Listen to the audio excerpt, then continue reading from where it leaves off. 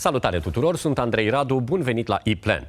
Invitatul meu de astăzi este creatorul marketunist de mai bine de 20 de ani, autorul cărții Your Ad Ignored Here, keynote speaker internațional și marketer.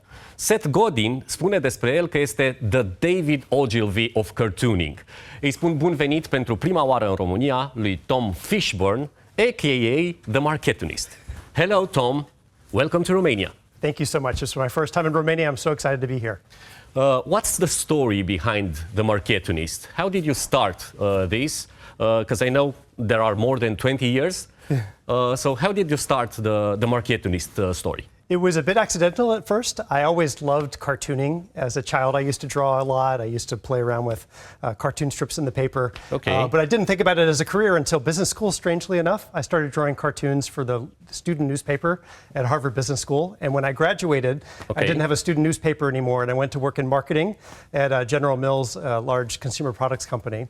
And I thought, there's so much great material here, the same kind of inside jokes I experienced as a student. And so I thought, I'll start drawing a cartoon about my day job, initially sending it out to a few colleagues, and then we'll see where it goes.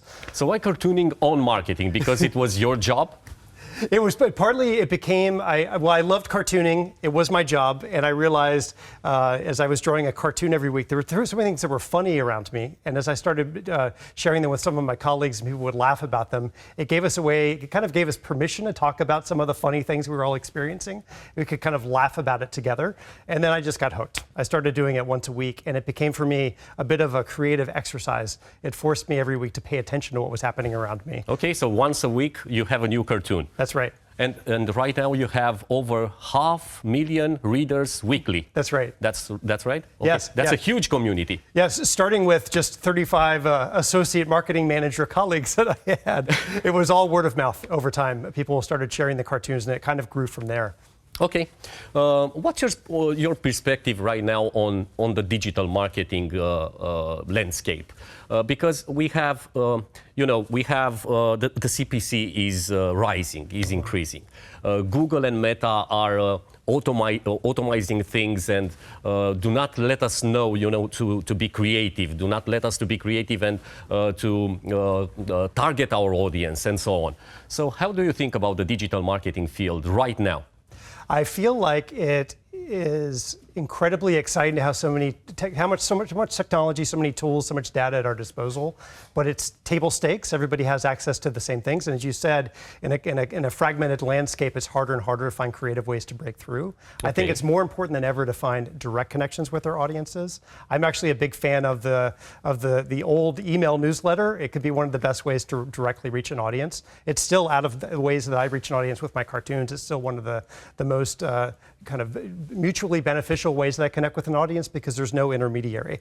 And so I feel like it places the impetus on finding ways to think above and beyond what every other brand is trying to face. We all have something new comes online, like taking advantage of ChatGPT, and everybody, if you're not careful, everybody can do it the same way. It's sort of, the bar is continually raising, and so you have to use the tools, but use them in a different way. It raises the bar, I think, on creativity. Okay, so email marketing is an efficient way. What other channels are available for marketers with a positive ROI? Yes, I think so. I often think I like experimenting with lots of different channels, but I think that there's a real value in doing one thing well. It really depends on the type of brand that you're working with. Some brands work very well with video, for instance, and can have great success in channels that are more video oriented. Others might have more of, like I said, sort of an email newsletter sort of cadence. There's a great brand in Wales called Hyatt Denim that sells custom premium denim, and they've really emphasized their email newsletter as one of the great ways to break through the clutter, but then they experiment with all of the other channels. But they have such a consistent voice, and one of their great insights is that it's not just selling denim. They imagine that jeans are the uniform of the creative class. So all of their content has to do with being creative and being more creative in your life, and it taps an insight that people relate to. So people go out and seek out the content. It's not just trying to break through the clutter like every other denim brand. They stand for something bigger. Okay, you mentioned that we have a lot of tools at our disposal, to deliver creative customer experience. But still customer engagement falls flat so often. So why is that happening? I think so often our mindset hasn't caught up with the potential of all of these tools. I like to think of it as an awkward adolescence period where we're like teenagers who suddenly had a growth spurt. We're a lot taller, we have these big shoes, and we're tripping over our feet because we have all this great new potential, but we haven't quite figured out to catch up with the potential. And there are big parts of the mindset shift that brands have to adapt to. One of those being that there's no longer a captive audience, that you ultimately have to stand for something that's really useful to the audience on their own terms. There's a piece of research from Google a few years ago that said that consumers are more loyal to their needs in the moment than they are to any particular brand. And I find that interesting because technology lets us figure out what those needs in the moment are and find a way to deliver on those in a unique way. But a lot of brands sort of miss the insight, and instead they sort of have a reinforcement mechanism where they're talking about their brand over and over again, rather than thinking about what the needs of the moment are and how they can provide some utility. And how about the customer journey? How many touch points are there between a consumer, a customer, and the brand?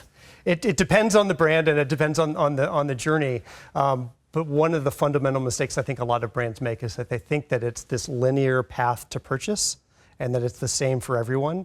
And ultimately, it's very different depending on the type of person you're reaching, and we sometimes miss the full complexity of those people. It's usually not a straight line. It's usually serendipitous, and there are moments where you can sort of tap into it. So finding ways to be creative about how you reach them at those different points is ultimately what matters, and having some understanding of the variety of different ways that they have those customer journeys. There's a great brand that just came to Europe called Who Gives a Crap? It's a toilet paper subscription brand out of Australia. They came to the US a few years ago, but they realized they have a very sense of humor approach to their how they talk about toilet paper, and they realized that some of their audiences comes to it because of the humor, some of it becomes from the sustainability approach, some of it becomes from their cause marketing, some of it because of the need. Exactly, and so they've gotten a deep understanding with the tools of all these different customer journeys, so they can really have different experiences, whether people just want to have a fast track to a subscription or they actually want to laugh at toilet jokes. So somehow we have to personalize our message according to the audience and according to their needs at that moment. Exactly. You always say that humor can impact in a positive way our lives and also enhance our work efficiency. How come? Well, I realized this early on when I was at General Mills, when I would send a cartoon every week from my cubicle. We would all kind of work in a cubicle environment. I would hit send on the cartoon and I would see people's heads pop over the cubicles. A friend of mine said it was like prairie dogs coming out of a hole. And we would sort of talk about whatever I just sent around, and sometimes they would talk about whether I'd be fired, but actually often it had to do with whatever we were talking about. Having humor gave us a chance to laugh at ourselves, some of what we were struggling with, and I feel like marketing is a continual state of change. So we need to laugh at ourselves to talk about what is getting in the way of doing our best work, and that lets us do our best work. But what so often happens, we'll all see something, but we won't share it with each other. We won't share it with our colleagues, and therefore we don't get to talk about it. Don't get to talk about how to move forward from it. So I think humor can play an essential role in a company's culture, and it's too often overlooked as a leadership skill. Okay, let's talk about a bit about your book, Your Ad Ignored Here. What is the key message of that book?